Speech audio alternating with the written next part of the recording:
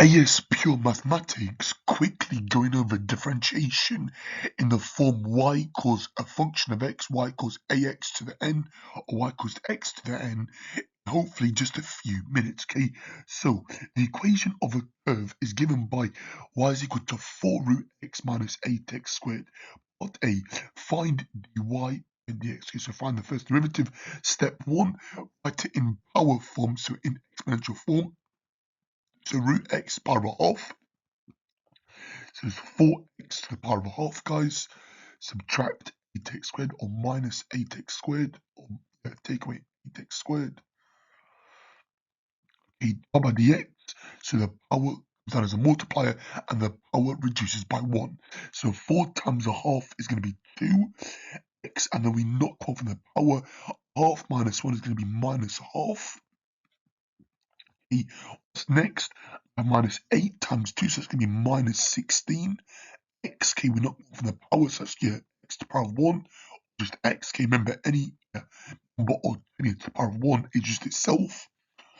Next part, find the coordinates of the turning point, so we're going to set the first derivative equal to 0, so we're going to have 2 over the square root of x minus 16x is going to be equal to 0. I'm going to multiply through everything by root x, so we're going to have 2 minus 16. Here we're going to have, think of it as x to the power of 1 multiplied by x to the power of a half, so that'll be x to the power of 3 halves. That'll be equal to 0. Rearrange it to obviously make x the subject here, so I'm going to add 16x to 3 halves. So I'm going to have 2 is equal to 16x to the power of 3 halves. Divide it by 16 here on both sides, okay, so I'm going to have 2 16ths or 1/8. So 1/8 is equal to x to the power of 3 halves. This one is a bit more tricky here, it's not very obvious. What's the opposite of raising something to the power of 3 halves? Well, it's actually raising everything to the power of 2/3. Okay, so I'm going to have 1/8 to the power of 2/3. Okay, because here I get 6. Okay, remember, when it's a power to a power, use not index rules from GCSE maths. 3 by 2 is 6, and 2 by 3 is 6. So I get x power of 6, which is equal to 1. Okay, so okay, I'm multiplying a fraction by its reciprocal essentially. Okay, so here we get the cube root, the cubic root, or the third root of 1/8, and I'm going to square that. So the cube root of 1/8, okay, again, obviously, obviously get into your calculator, I'm going to get half. The cube root of 1 is 1, the cube root of 8 is 2, so I'm going to have a half, all squared, will be equal to x. So x is equal to 1/4, guys. So x is equal to 1/4.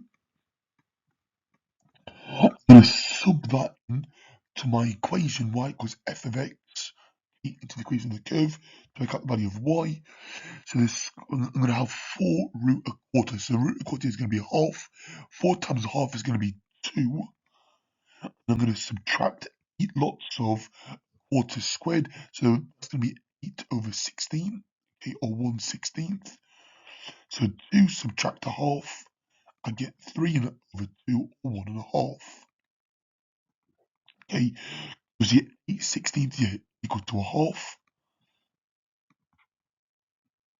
You divide top and bottom by 8, or just plug into your calculator.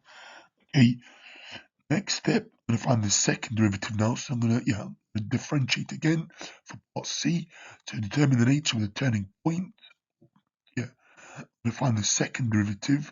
So I'm going to differentiate by dx again to find the second derivative. 2y by dx squared. So that's going to go to minus 2 times minus half, makes minus 1, or minus x to the minus 3 halves. Okay, minus half subtract 1. Okay, it's going to be minus 3 halves. Okay, so remember, knock off in the power. That's going to go to minus 16. If I plug in a quarter into here, what do I get? I'm going to have minus 1 brackets quarter the power of negative 3 halves. So that's obviously going to flip it. So So I have minus at the front. I have 4 to the power of 3 halves. Okay, obviously don't forget you have the minus 16.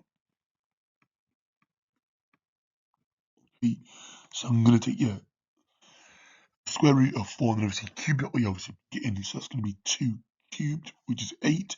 So minus 8 here, remember that minus 16. It's going to be less than 0. If it's less than 0, then I've got a maximum point.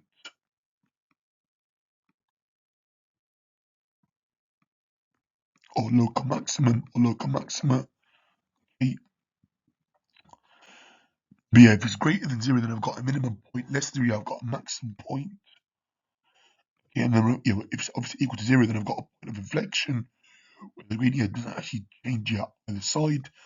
Yeah, okay. So minus in brackets 4 to the 3 halves. I did the square root of 4 and I cubed the answer. Remember, but obviously put the minus sign at the front. Okay, it's minus 1 times that. So that will give you minus 2, and the minus 2 will be minus 8. The minus 8 take away 16 gives you minus 24, which is strictly less than 0. Hence, we've got local maxima or maximum point. Okay, so the coordinates are a quarter, 3 halves. Okay, the local maximum. Okay, and in total that was worth 8 marks. Okay,